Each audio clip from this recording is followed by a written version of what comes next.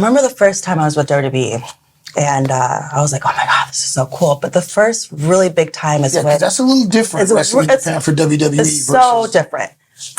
It's when I got let go by WWE, and I was still in my headspace of like, what am I going to do next? I don't know where I fit in wrestling anymore, and who am I?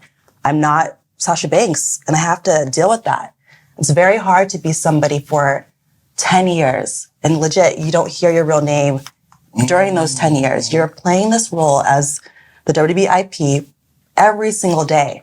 So when I got let go, I'm like, oh my gosh, I don't know who I am. Who am I? But I went back to the kid I'm like, your dream has always been Japan. You always wanted to wrestle in Japan. Let's go chase your dreams. Go chase those goals that you haven't got to achieve. So I remember being at my friend's wedding, Mojo, and I ran into T. I don't know his name in WWE right now. He's with the Bloodline.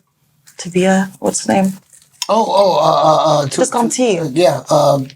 Camacho, he was the name before. Yeah. That's how I know him. And we just talked wrestling because he was in New Japan at the time. And I'm like, man, G.O.D., right? Yeah, I always wanted to be, I always wanted to go to New Japan. And he's like, you know what, let me contact you with Rocky. I messaged Rocky right away. I texted him like, hey, I'm really interested in joining New Japan. He's like, well, shit, okay. Yeah. Absolutely, let's just get it going. And just from that text message, just 2 months later, I signed a contract with New Japan and I said, I'm going to make my debut at the Tokyo Dome. I just did a promo. I walked out and interrupted Kairi, and I was like, once that was over and I did that, I was like, I had the goosebumps in my stomach. I felt like I was going to throw up. I achieved this goal, and I was like, next year, I want to wrestle in the Tokyo Dome. Oof. And then the next year, I wrestled in the Tokyo Dome, but I got to wrestle for Stardom in New Japan, in Japan for about 2 months, and I stayed out there for a month. I got an apartment, tried my best to be in part of the culture and everything. But it was just, it's so different. It is. It's so different from American wrestling. A lot of adjustments to make, especially socially. To live everything. There. But even just having the match, you don't get the same reaction as an American fan do. It's more they're watching, they're appreciating every single move.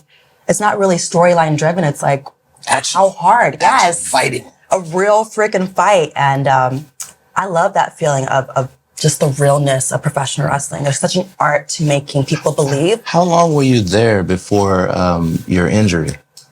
So I was there for a month and a half, and I have lost the title to Miyu.